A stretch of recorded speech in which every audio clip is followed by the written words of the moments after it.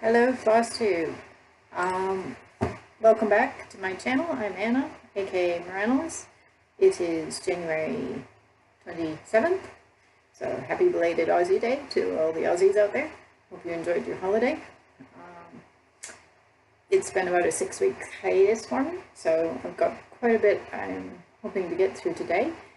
Apologies in advance. I suspect this will be a bit of a jumpy video. I have a couple of segments that were filmed before we went on holidays to travel in, splice in. Probably some pictures as well to splice in, and to be honest, the chances of my filming this straight through in one hand are like minimal till nails, so they'll probably be splicing there as well. The last 6 weeks, a bit more since I've been back. Since I've been gone, we've been back in the US visiting my family. So we've had a lot going on. A lot of dinners out with family. That seems to be my family sort of thing. Lots of time on the ski hill. Yeah, it was a good time had by all. I will put some photos at the end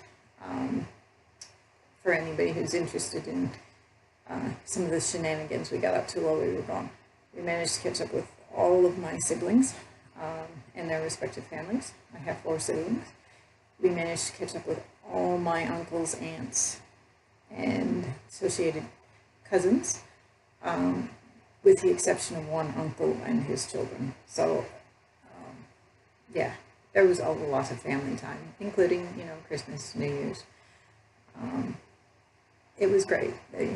It's really nice to see the cousins have time to play together and all the rest of it. So it's good. So today I want to cover several things. Of course, being back in the US, that involves a great big airplane flight, and I filmed a snippet before I left about traveling. So we'll go through that. I'll go through my works in progress and all the progress that I made in the last 6 weeks, which is actually quite substantial when I look at some of the old footage. I've got a few fully finished objects to show you. I have, because we're back in my old childhood neighborhood and I'm going through my mom's house, I found some old projects that I did back when I was in high school. So I've got those to show you just for a bit of a where I've come from interest sake. And I have a bit of stash. I will leave that to the last component because I know some people are not so into the stash thing. So let's get started. The first thing is the traveling. So I will insert the snippet that I previously filmed here. Hello, Flosstube. It is December 9th, and I'm taking a little break for getting organized for our trip overseas. And the question comes up frequently as to how people deal with taking their stitching on the plane. So I just thought I'd take a quick moment out of my packing, because, packing socks and cleaning socks, to do something a bit funner and at least give you an idea of how I deal with traveling with my stitching. I have a bit of an advantage in that I always stitch in hand, so I never have a frame or anything, even a hoop, to worry about. So that makes it a lot easier in a confined space. So I am even intending to stitch on my chatelaine on the airplane, which for those of you who stitch on a scroll frame, I think would be a bit of a mission. But as a quick reminder, that's where I'm up to.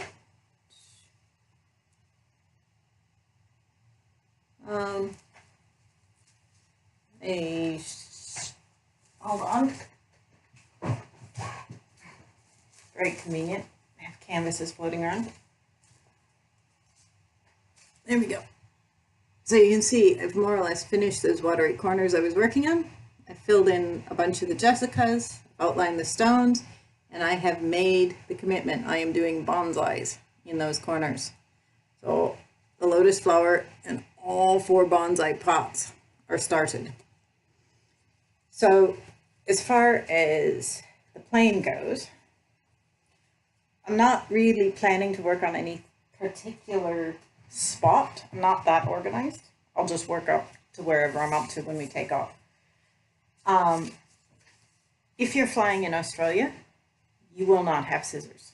They will get confiscated at security. It doesn't matter what TSA regulations are, you will not have scissors, so plan accordingly.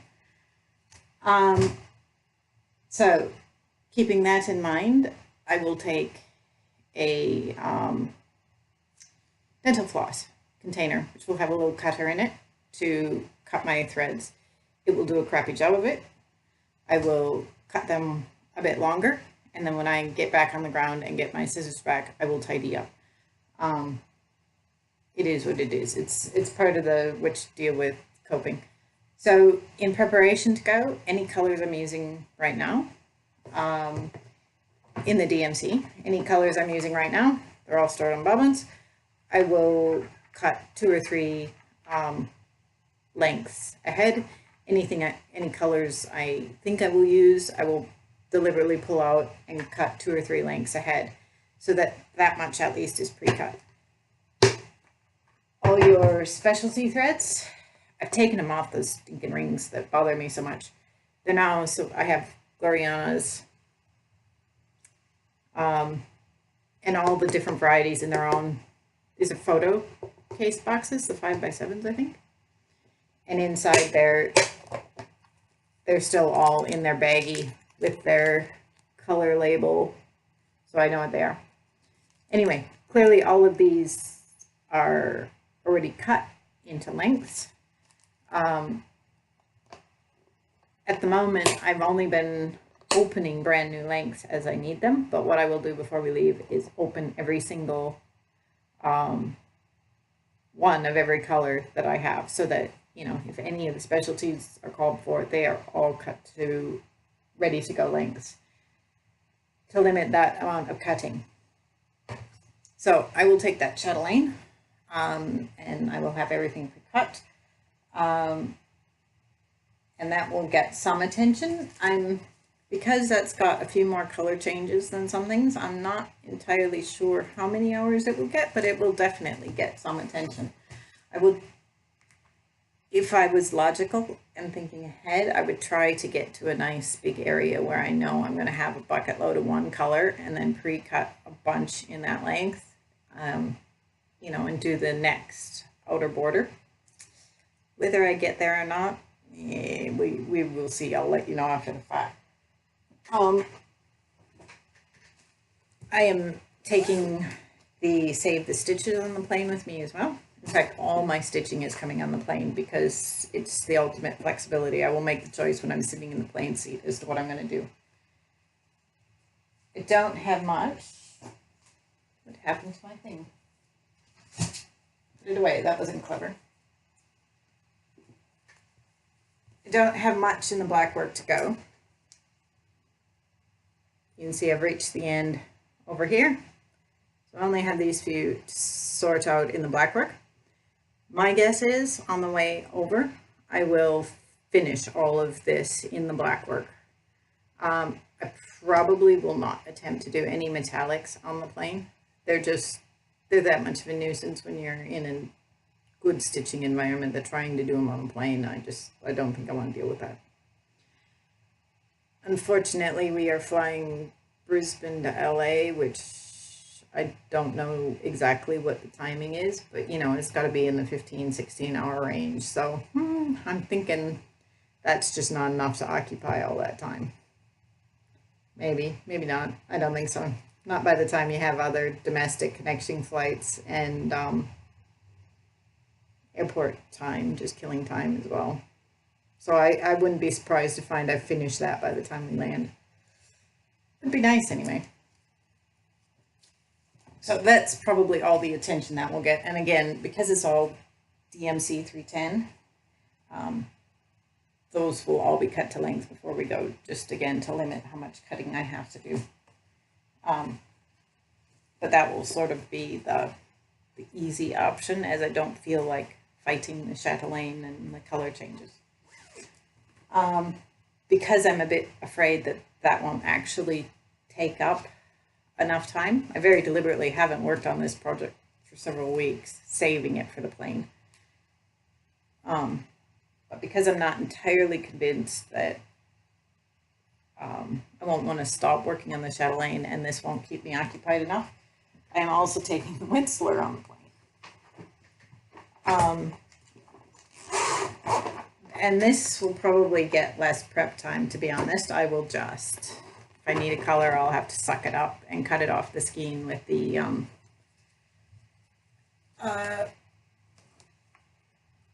dental floss thingamajig. You know, I did have one of those round, you know, the round ones with the cutters in the middle. And that I have gotten on an Australian plane. I'm not that fussed on that it works all that much better than a dental cutter, so whether I will even try and find mine, it is questionable. So that center panel of the castle is all I have left to do on this, just as a refresher. That maiden's done. And the knight is done. Yeah, the camera on this absolutely sucks. But it's all done, all backstitched, everything. So I have acres of green and the gray in the castle. So honestly, if I got organized, it wouldn't be that hard to pull, you know, the handful of colors. I'm likely to have a lot to do in and cut several lengths of them. You know, if you just even focused on castle colors or something, it half a dozen colors and you'll use a lot of them. So that's kind of my backup. Clearly I have heaps of hours yet to go in that one. We'll have no problem whatsoever filling time on an airplane. Yeah, between the three, wish me luck. I should stay sane for, usually figure 2 days, 48 hours door to door. It's going to be a long 2 days. I'll see you when we're home.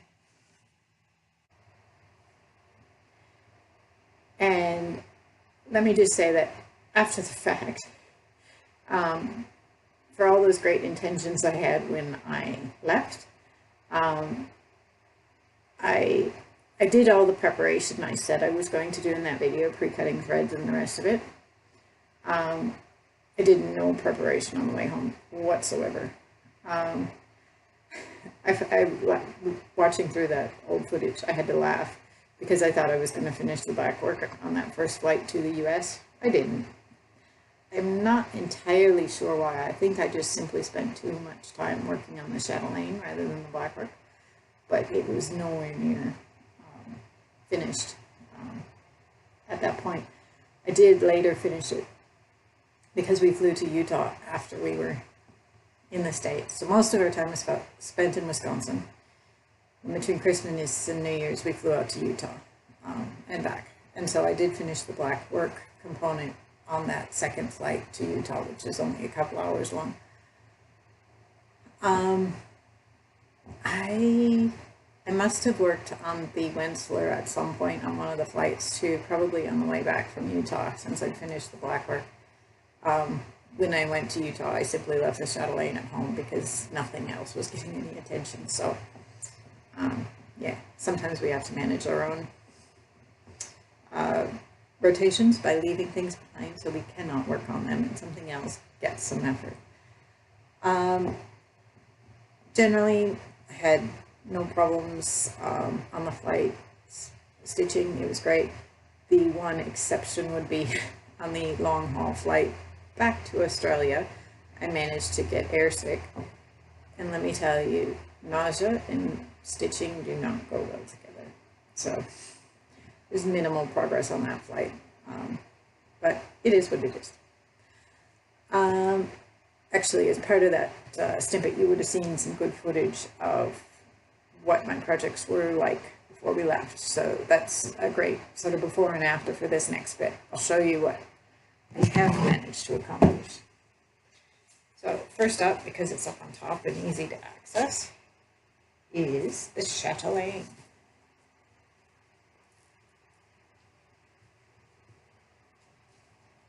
and my board is nowhere near big enough anymore. So you can see I've managed to get all those mossy corners that I'd started done. I managed to get all of the frame, including all the detail and the back stitching. I have missing the thread that goes in there to do the specialty stitches. So I will need to still get that thread and fix it up. But while we were in the US, one of the first things I did was nick over to Stitchville in Minneapolis, or outside of Minneapolis. I don't know what the actual suburb is. And grab some of the missing threads I had in the middle. So I was missing a bunch of these specialty stitches in here before, and I think, yeah, I was missing the gold fancy in there, which the metallic isn't really coming through. This thing really sparkles these days. There's metallic everywhere. You can see the bonsais that I had started are now, that one's complete, that one is not yet, that one's complete. And this one, I'm just doing a last bit of back stitching down there, and then that one will be complete. And I've started filling in the koi ponds. Now, because the camera on this does not come across very nicely, I have taken a few close-up photos and stuff so that you can see a bit better what I am up to, because it looks so much nicer in better light. And yeah, it's awesome.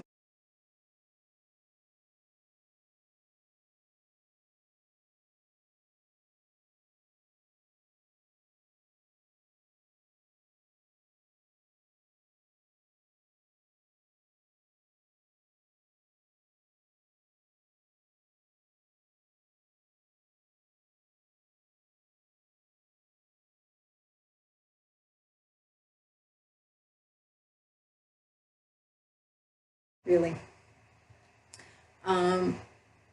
As for here, I think my plan is to finish up those koi pond areas. Well, there's a little bit more detail in the around the frame, to inside the frame in those mossy corners to go, but then to focus on the koi pond areas. I am getting a bit concerned that because I'm still missing some threads. I didn't buy them all at Stitchville. I may get to the point where I start running out of more and more threads. I may have to put it aside till some things come in. So we shall see. As far as finishing this, I was looking at some of the work done by that Joe Renzel framing. I've seen some fabulous things on Flosstube and whatnot that she's done, and I really kind of like that idea of painting on the mat and, some of that. And fortunately, because, having her do something in the US and then send it back here, I can just cringe at the thought of the postage. But fortunately, my daughter likes painting. So I'm going to see if we can't work out something, and she might paint a nice little design on some mats if I have them cut, and then get it professionally assembled or whatever. So we'll see. That's kind of the plan that's floating around in my head at the moment. So let me put that aside. And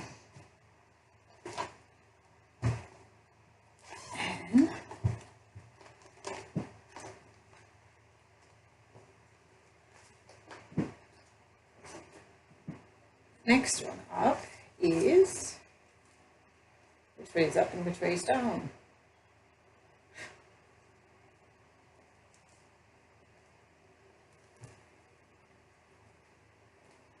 Oh, I have finished. I was showing you before, I just had about that much left to finish in the black work. All of that is done. Obviously, where the original design called for the title and date and initials and date, I think, in the middle.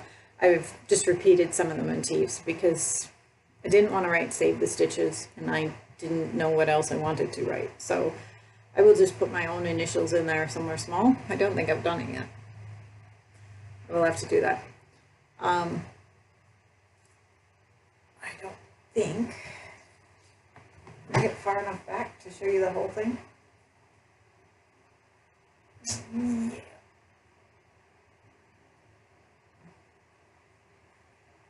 The colors come across really dreadful. It's actually kind of a forest green sort of tones, with the metallics in there are light blue, green, and gold. I don't know if you can see any metallic, a bit in there. Yeah, it's just really not coming along. Maybe I can take some photos outside with some better light as well. But basically, I figure I've got metallics done to about 2/3. I think that this row is about where they drop out. So, you know, if I were to knuckle down and just do it, I could have it done in a couple of days, I'm sure. Whether I will or not, I don't know. I'm using the DMC light effects. Do not like them, will not use them again. And so every time I take it out, it's a bit of a battle. Just do not want to do it very much. So that is save the stitches. Oh, and the other thing is, with finishing that one, I have no idea what I want to do with it yet. So I kind of thought I might not bead it straight away after I finish the metallics. I think I'll just finish the metallics and put it away till I decide how I want to finish it. I guess I'm not really certain I want to frame it and stuff. Maybe I'll frame it myself. I certainly don't want to go for the expense of a professional framing job. But I have no other idea what I want to do with it, so it may just sit in a finished pile and mull it over, and if when I'm ready to, I think beads will hack whatever finishing technique I decide on, then I'll add the beads at the end. If not, I may substitute in French knots or something that's not so, it's not going to clank or whatever if I try and do a pillow or something like that. So, and the last project that saw substantial progress, again, you should have seen a before shot in the travel section. Oh. So, done together is the Fantasy Triptych. So, I worked predominantly over on this side, and I did a lot of fill in of the colors. You can see I've started back stitching that tree just because it was the easiest way to figure out where I was counting from. I was having troubles losing track of where I was counting from, and so that's just an easier spot. I can get halfway out and then count off the back stitching rather than all the way out from the frame, which was kind of a nuisance. I think in the video, you know, the castle really only had that bit, and now it's come out. This is the edge of that wall. There's a few dark colors around the corner that I haven't put in, but that front wall is more or less complete. And as far as I'm aware, there's no missing stitches in there, so it should be good. But inevitably, when I come to back stitch and things like that, I always find missing stitches, so take that with a grain of salt. Yes. So I'm pretty pleased. Like, when I was working on it, I didn't really feel like I was making much progress at all. You know, you spend a lot of time changing threads and sorting out another blend, and you know, it just seemed to be a lot of work in a Teresa Wetzler, and you feel like you invest all that time and effort and you're not actually going anywhere. But when I look back at the footage I took before we left, and I look at it now, it's like, oh my goodness, I can actually see I did make a good amount of progress, so it's good. So that's basically everything I did while we were away. That brings you up to date on that. I have a few fully finished projects that I finished before we left. So I will insert the footage of that here.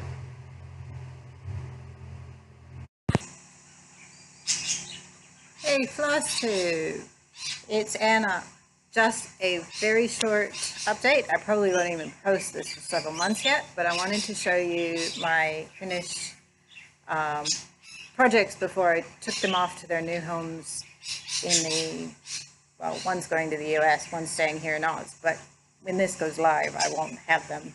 So, first up, we have the fully finished, upside down, there we go, pillow, the fun sparkly background fabric my eldest picked. She picked that for a different project. I'm just using up the scraps on this one. I thought it worked all right.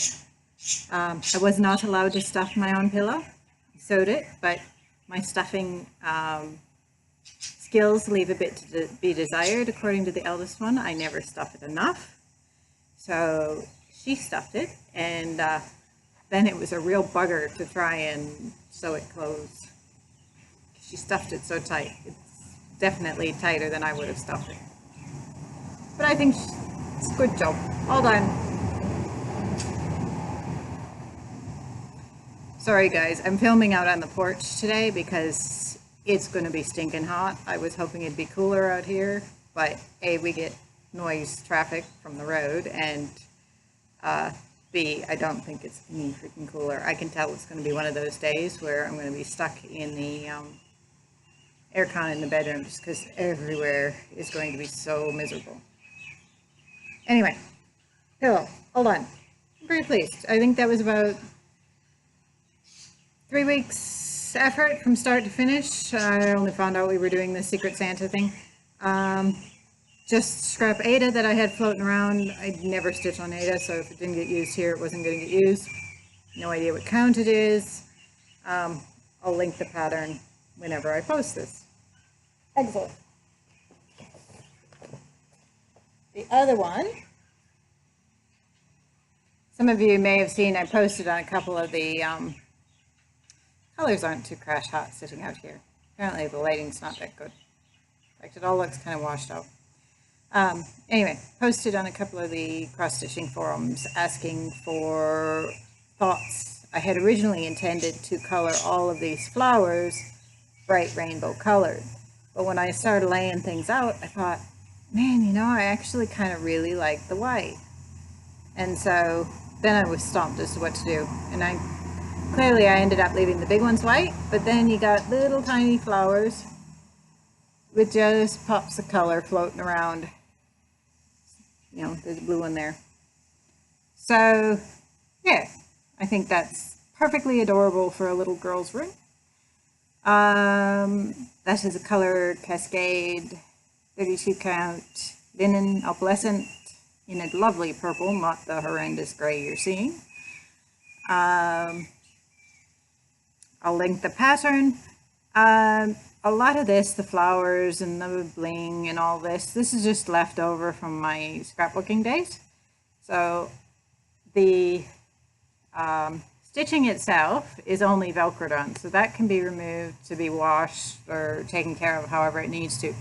The rest of it is glued to the canvas board.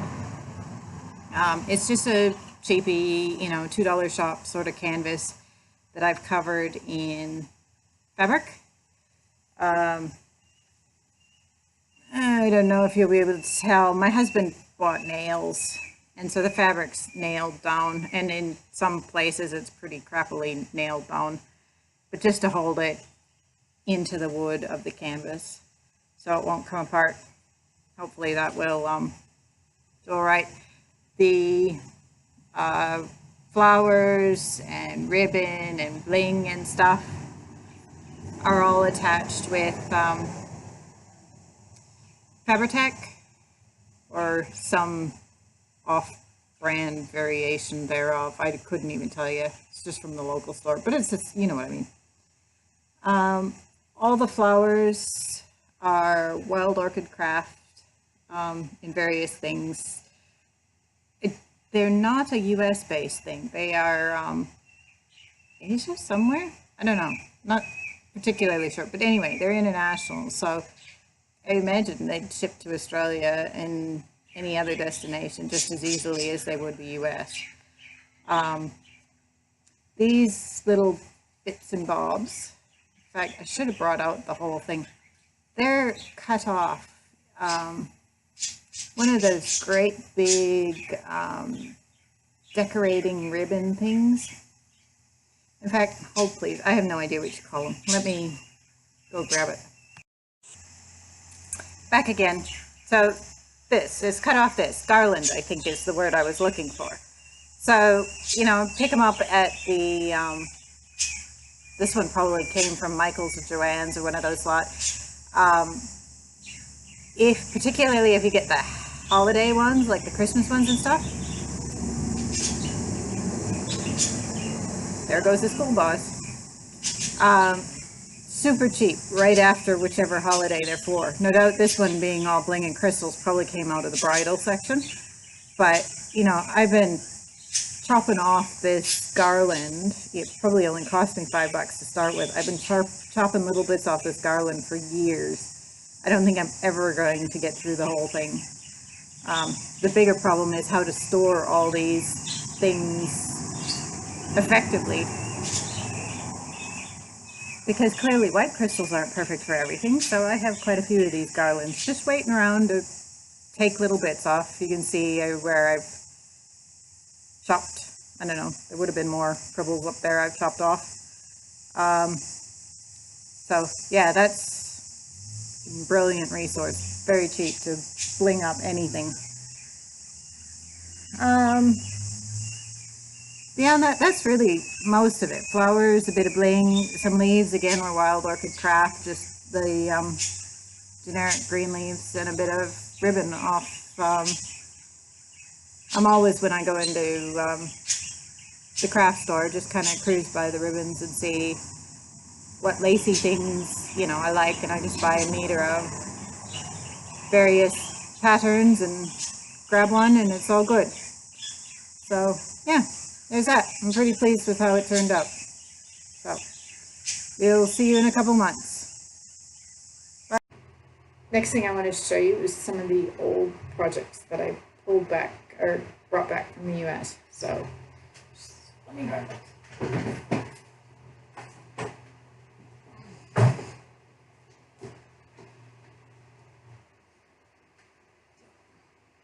This is one of the projects I did. I think that one says 99 on it.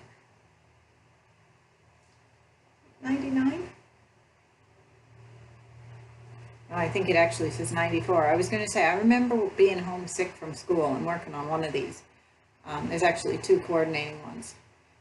And I graduated in 95, so 94 would make sense.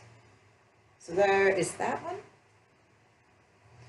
And there is that one. I love these. I call them ghost kittens. I have no idea who the design is by. I no longer have patterns. I'm sure it was one of those books with 4 coordinating ones in there. Yeah, this one definitely says 94 as well. So, and my mom would have framed these for me back years ago when I did them. But because, I think they probably hung in my room for a while, but because I promptly left for college and stuff after that, I really haven't seen them or whatnot since I finished them.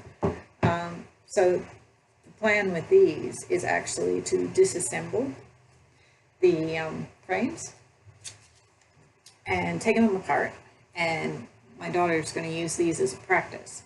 So I thought she might play off these flowers and paint on the mats, like we're talking about doing for the chatelaine. And, you know, same for the other one. And then you'll have a pair of really cute little framing jobs, and it'll give her some practice before we commit to doing it on my chatelaine. So I'm pretty pleased to have those back. Maybe they'll go in my craft room once they're all done. They need a bit of a clean and stuff yet. They've been in storage for quite some time, so there's a bit of marks on the frame and stuff. I wonder about doing some painting on the frames themselves or stuff, trying to tidy up, freshen it up. We'll see, basically. So yeah, so we saw several of my old projects while we were back, and I pointed them all out to the kids, pointed out all their grandmother's work.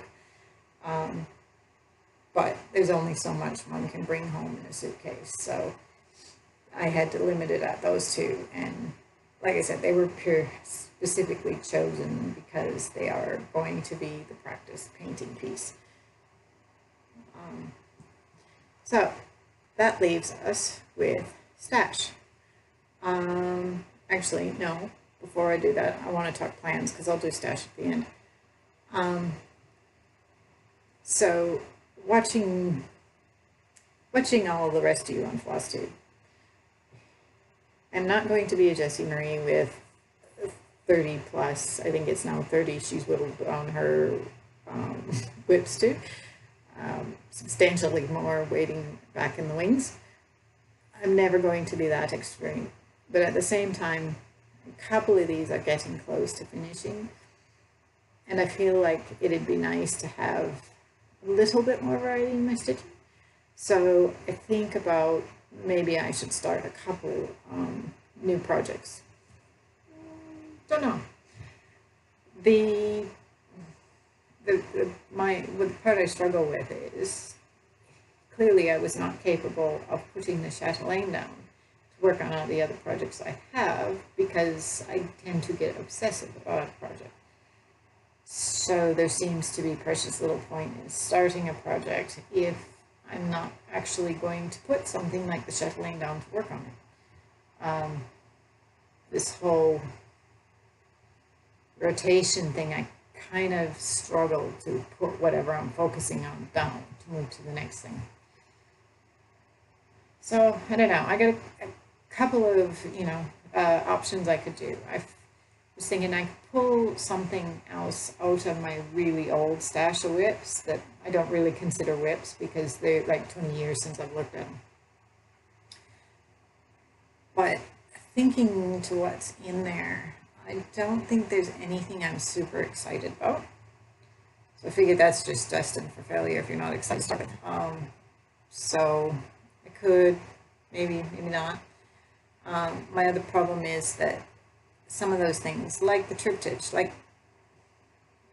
I do like the triptych, but it was started in an era of my life when I was much more into fantasy than I am now. Yeah, I kind of feel a bit like I've outgrown the Dungeons and Dragons. Even the Mirabilia mermaids and stuff are as gorgeous and blingy and lovely as those creations are. I look at them and I think, I just don't know that I'd want it hanging on my wall. So I don't know. That's just, like I said, they're gorgeous pieces. And because I was already so far into the triptych, I am going to finish it. But I don't know what I'm going to do with it after I finish it because it's like the same. I think about, do I actually want to hang it on my wall? And I'm not sure the answer is yes. I kind of am thinking maybe wildflowers. I quite like wildflowers. I could go find a project. I have some in the stash on load that are sort of in that wildflower theme. I have one I picked off one of the stash on load sites that I think is like a ship I could do for my son. And I think several of those are kits, so they'd be fairly straightforward. I just pull them out, maybe swap out the fabric if it's come with Ada, and I'd be ready to start. So I don't know. We will see. Maybe I'll pull one of those out.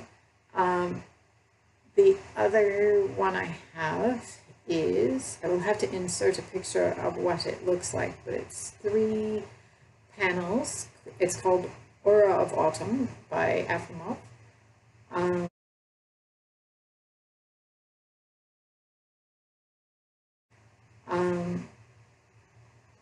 And I bought that.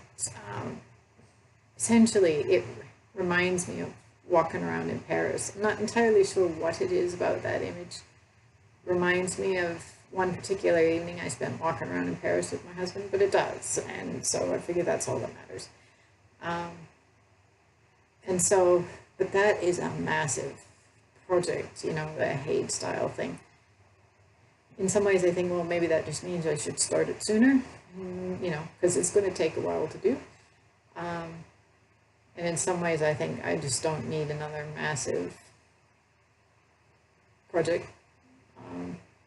But I did go through it. It's got like 110 colors in it, of which I have at least part of a skein of about 50 of the colors.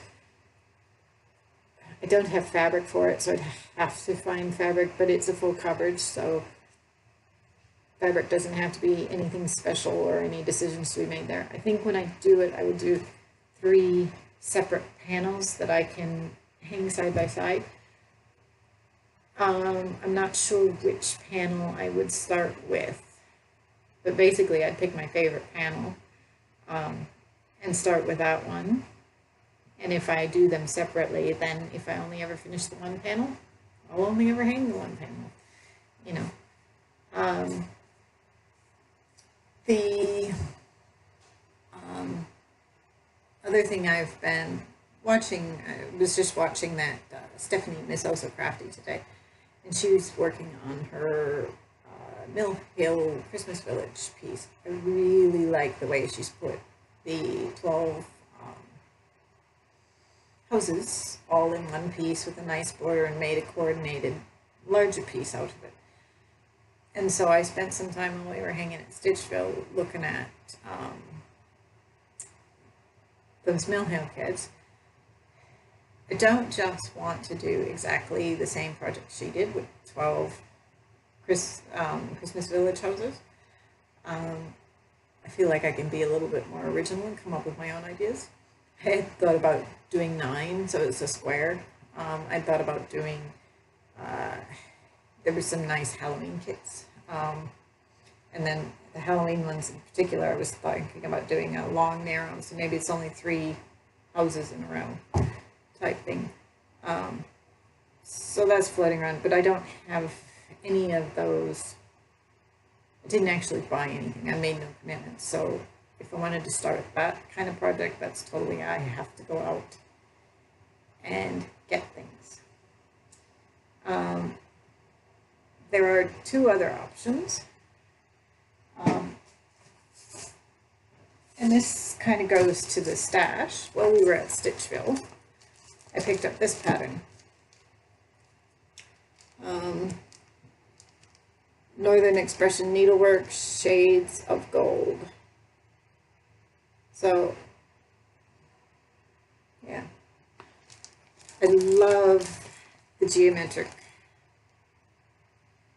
in some ways the simplicity, just the geometric design, whatever, and I thought it'd be a nice replacement to the blackwork, which is a very travel-friendly project.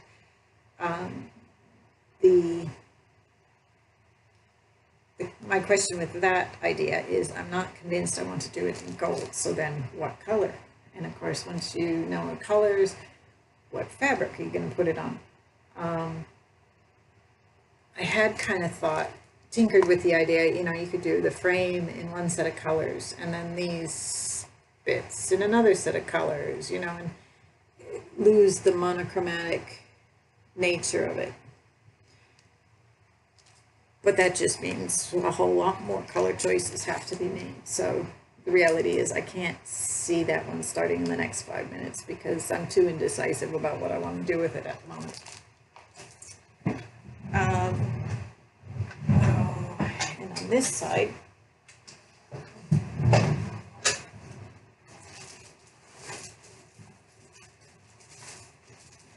pardon me while I dig.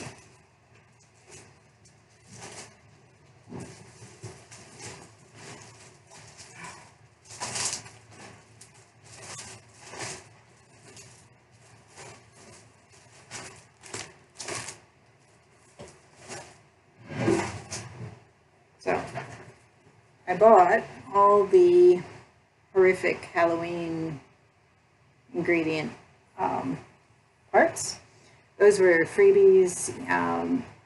If you placed an order with Stony Creek in any given month, you'd get each section free that month. I was only organized to get 2 of my sections for free. I just paid for the rest of them.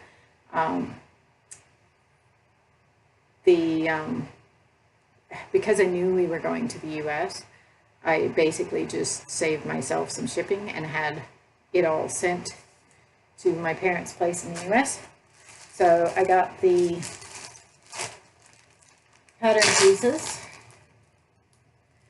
and I also bought all the little buttons and stuff that go with each one. So there's stars, that one's a skull, some snakes. So I think that will be super cute. I wanted to do a Halloween piece because I adore Halloween. It's one of my favorite holidays, and you know, the kids are right in line with that enthusiasm. So I picked up all the DMC that I need to do that. There is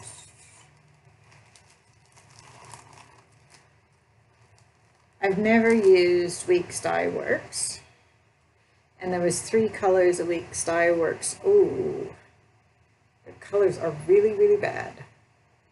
So that is actually like a purple, not navy blue. That one's more or less right. And this is a really bright lime green.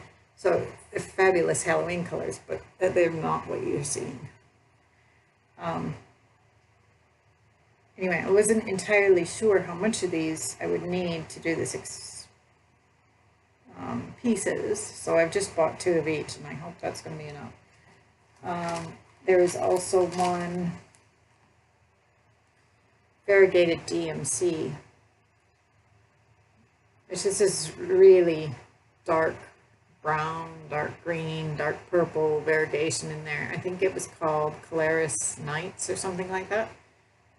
It's number 4522. So, and then the rest of it is just stock standard DMC. So I just got 1 skein of each, and I figured if I run out, I'll go get another skein.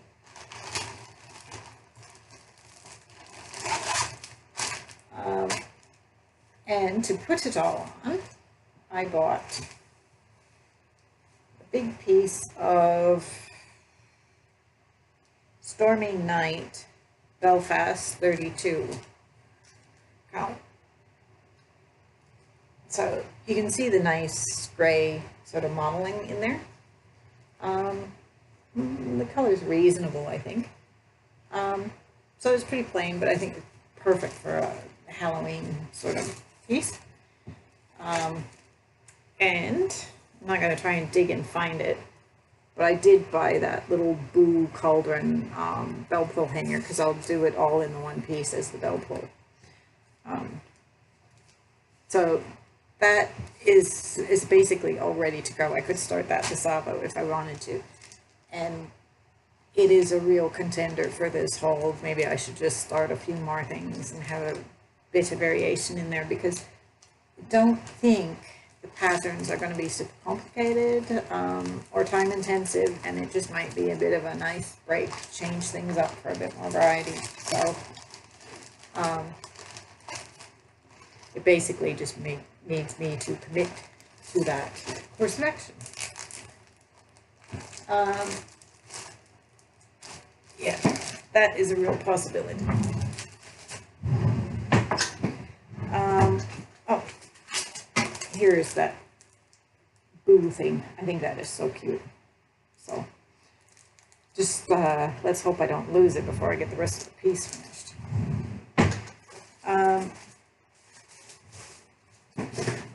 In the same vein of things, while we were over there, I may have bought a bit more than usual just because,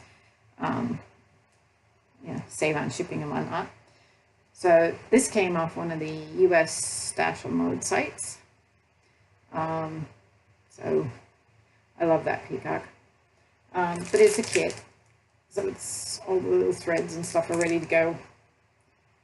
I hate those ways of keeping threads, but they're all there. I'll probably use the threads. It doesn't seem to be any point in replacing them when I have them. I will. It's Ada though, so I'll definitely swap out the Ada. Actually, the other thing, the big thing I did while I was over there, and this is, yes, I know we had talked about the fact that my Australian supplier had trouble getting the some of the beads for the chatelaines a couple of videos ago. So off the European cross stitch, I got all the beads for my Japanese Zen garden. They're gorgeous. So I've got those all ready to go. And while I was at it, I thought, well, I can't just buy one pack of beads. That seems a bit wasteful. I got the beads for, I'm not going to dig them out, the beads for the tinctorium as well. Can you see? Some, a bit. Well, because I'd gotten the beads, and I'm like, better take advantage of the fact that I've got stitch fill handy, and I can actually see the various specialty threads and whatnot that are called for and have a look, and I'll go buy some of those. And so yeah, I may have spent a small fortune at stitch fill. No regrets. I did, because this is now the second chatelaine, and there were a few colors in the dinky dyes for the Zen garden that I kind of thought, why am I spending $5 a skein for these dinky dyes? There's no variation. It's just a solid color. That doesn't seem to make sense. Like, it's nice to stitch with the silk, but is it worth $5 a skein? Nice? I'm not convinced. So I made an executive that when I went into Stitchville and then I could actually see what each thread was called for, I didn't buy some of the specialty ones if there was no substantial variation in there, figuring that I'd use the DMC equivalent. I didn't actually, at the time when I was making that decision, look at the DMC number that was against each thread. And I suspect color is not very similar. Hold please. I suspect when I compare the color of the DMC cotton with the color of the originally called for dinky dyes, it's not going to be as close as I would have liked. So I think what I will basically do is just wait until I get to that point in stitching the tinctorium, have a look at the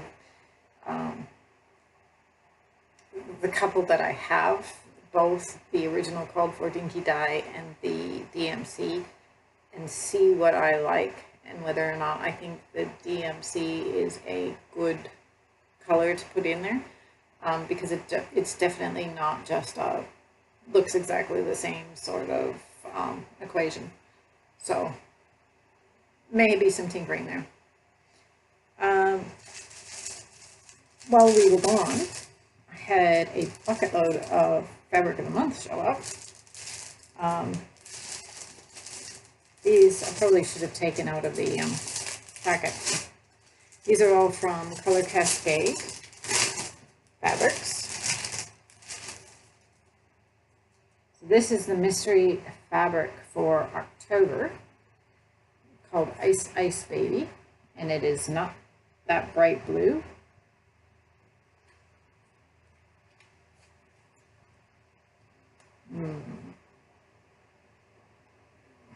It's not that bluey green. It's a blue, not a bluey green.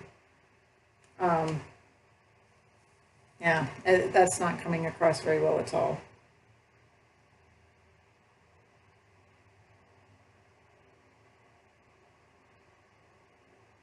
think that's as close as I can get it. Anyway, it's a lovely, soft, light blue. So it'd be great for any kind of winter piece. There is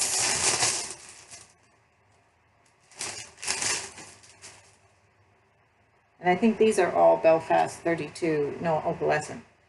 This is the mystery fabric for December, which is gorgeous, you know, any kind of ocean themed piece. This one does have a tint of green to the blue, although you're not really seeing it, the green. This is coming out more blue on the camera, but I love it. I have been getting the, doesn't have the size on it, it's the middle size that she offers. So they're not super huge pieces. Yeah, but I mean, as far as having a selection to kind of play with it, gorgeous fabrics. My only complaint, and I think it's pretty typical with hand-dyed stuff, is that sometimes it just takes so long that if you're really itching to start something, it's a bit tedious. And this is November. It was sweet cherry pie.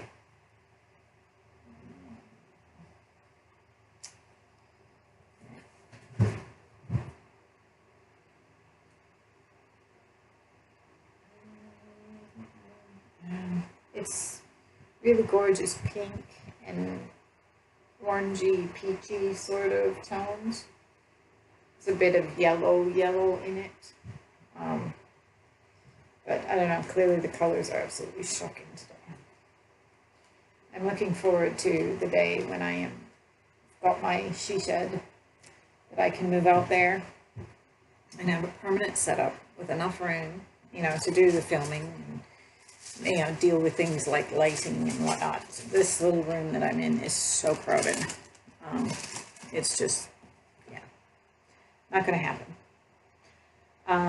So while I was placing the Stony Creek orders, I picked up a little magazine. I'm not a big magazine stitcher, but I guess I've kind of wanted to have a look at some of them and see whether I like them or whatnot. And I gotta say, there's a couple of designs in this Stony Creek one that I really like, that I'd seriously consider stitching. So, let me see if I can find one of those. In fact, I think this stocking on the front is gorgeous, but me and stockings don't do so well. So some of these Christmas ones down here at the bottom, that Noel and those little snowmen. Yeah. Focus on this camera, it's not so good. I think my phone is better. But then we have storage space issues. They're gorgeous. And like I said, that stocking on that front, I just love that. That's one of those really old projects that's in there. 20-year-old stocking. Actually, it wouldn't be that old. I started it when my eldest was born. She's 16 this year, and she still doesn't have her stocking.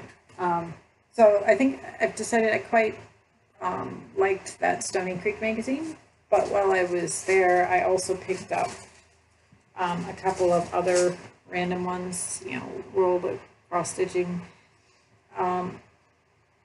And honestly, maybe it's just the issues I picked.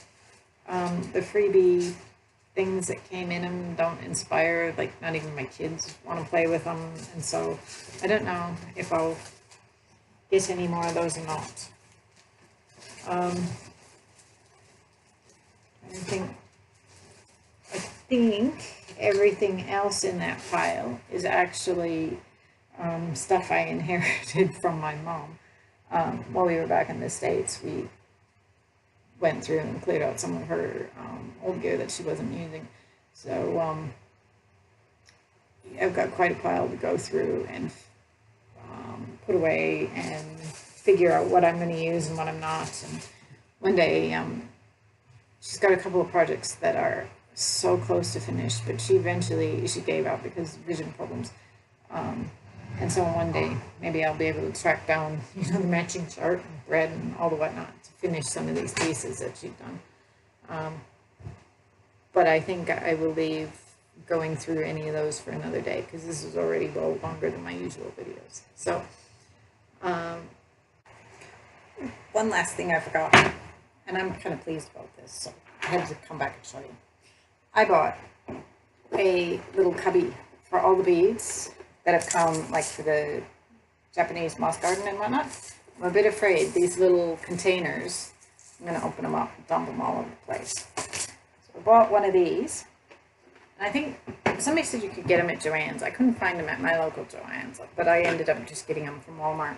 Of course, this was earlier back in the States. I haven't even thought about looking for where you'd get one here in Oz. Don't even know the brand. I will see if I can find a link to at least the brand name and stuff. So if anybody's interested, they can look them up. But they're basically little individual cubbies. I used my label maker to put the number of the bead on there. So in this case, I've just got one packet of the gold Mill Hills in there. So clearly, one packet, you can fit at least 4 packets of Mill Hills in that thing. But it latches really tight. Like you could drop that thing and I don't think it would open and beads wouldn't spill and stuff. And it gives you a nice flat thing that you can, with a big surface that you can pull beads out of. So I'm hoping that will be fabulous to keep all my beads in, because that's always a bit of a pesky problem for me. Those little plastic Mill Hill sort of containers, I find, half the time I open them, and no matter how careful you try and be with these things, you get beads flying everywhere. Maybe me and beads don't mix very well. But I think I will basically put each one of these delicas and stuff in their own little container. And then each container can go in with the project while it's being used or allocated to that project, and then leftovers can just go back in the big box. For some of them, like there's one little vial that's got 4 of this and 4 of another thing, I'll probably just leave them all in one cubby. And then the leftovers for those sort of beads can just get labeled Japanese Moss Garden leftovers. I'm not sure I necessarily want little cubbies with one bead of sapphire AB, light sapphire AB, floating around. So that's the plan. I'm going to put all the Moss Garden and the Tinctorium ones in their own little cubbies. And then, of course, I'll go back through all the, like the Mill Hills and stuff that I've just got randomly sitting around and get them all in a nice little tray. I don't really want to tip them all over. So there's 80, I think, fit in that tray. So I figure it'll take me quite a while to fill 80 little cubbies. It's great. And hopefully it don't spill anywhere. So, have fun. See you next time.